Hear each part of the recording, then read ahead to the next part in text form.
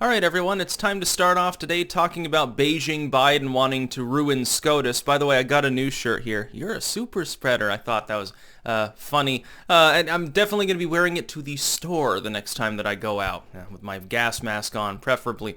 There first is, though, a comment pinned on YouTube, if that's where you're watching, with 4 links to 4 other video hosting sites that I use: BitChute, Odyssey, Rumble, and Dailymotion.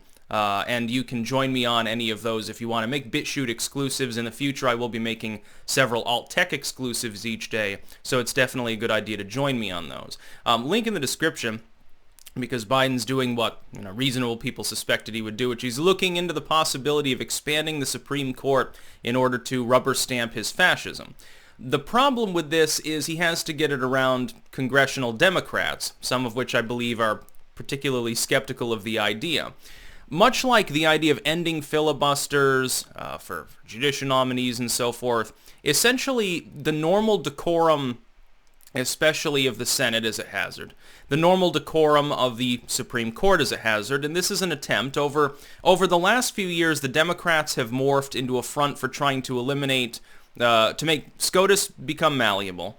To have simple majority carry everything in Congress, which was, especially in the Senate, never supposed to be the case for most purposes. To grant limitless authority to the executive branch, to eliminate under the 10th Amendment most state powers and subjugate them to federalization, and to hyper-democratize things by getting rid of, for instance, the Electoral College. If you were to do all of these things, you would essentially be living in a permanent oligarchic system. The problems, ironically, that the left identifies would be made many times worse by such a situation. They think, well, if we do this, the Republicans will never win again, so we'll be progressive and stuff. That's not the way that politics works. If you think that it is, you don't understand political history. Any legitimate political historian, I'm sure at this point alarm bells are going off in their head, looking at the idea that the executive branch under this particular proposal would be attempting to subjugate another part of the government. If the Supreme Court at a whim, with no real oversight, can be changed in form by any party that happens to hold the Congress and the presidency at the time, then essentially the SCOTUS has no more purpose. The Supreme Court has become nothing more than a partisan cudgel. That is extremely dangerous. We are not a direct democracy or a republic. The whole point of SCOTUS is to slow down and stop unconstitutional legislation. The whole point of Congress is not to rubber stamp a president's partisan agenda. And certainly with the filibuster and other things, it's not supposed to be a strictly democratic apparatus at all. People live under the delusion that democracy is a good thing. Democracy is evil. Direct democracy is a bad thing. We've had direct democracies before in human history. Where are they now? There are none. There are representative systems that are closer to it, like maybe a Swiss approach, but even then, there's a constitution or a set of rules by which government operates. There are balanced systems usually in place. Most legitimate Western nations have a bicameral legislature and so forth. There are checks, safeguards against government misusing power. Even then, with all the safeguards these nations have in place, even then it breaks down much of the time, because government can be paid off, government can be blackmailed and bribed, government can become hyper-partisan and run roughshod over its own checks and balances, and so forth, and it already is a problem. How much more of a problem would it be if the Supreme Court basically no longer functions? The whole point of the Supreme Court is not to be a toy of the executive branch or of a political party. They're supposed to be nonpartisan in the strictest sense. Are they? No, of course. They have their own beliefs. They have their own beliefs with regards to who put them in there, what party they're from. They're chosen because of their stated beliefs, number one, and their documented apparent beliefs based on prior decisions, number two. They're grilled by Congress. Litmus tests of a million types are applied, and that term becomes a perennial dirty word to use, by the way, anytime that there's a SCOTUS battle over who gets appointed. They are partisan, but they're not supposed to be so blatantly partisan that the president just says, well, they're making decisions I don't like, man. I'm going to have 2 more Supreme Court justices.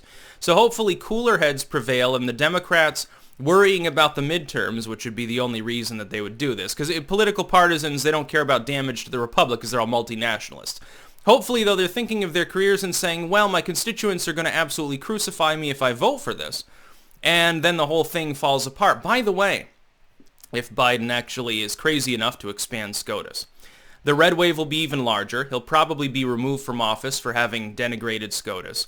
The next president will be a Republican, and then they will have carte blanche because they'll be able to essentially, they'll have the House and Senate, they'll essentially be able to do whatever the fucking hell they want.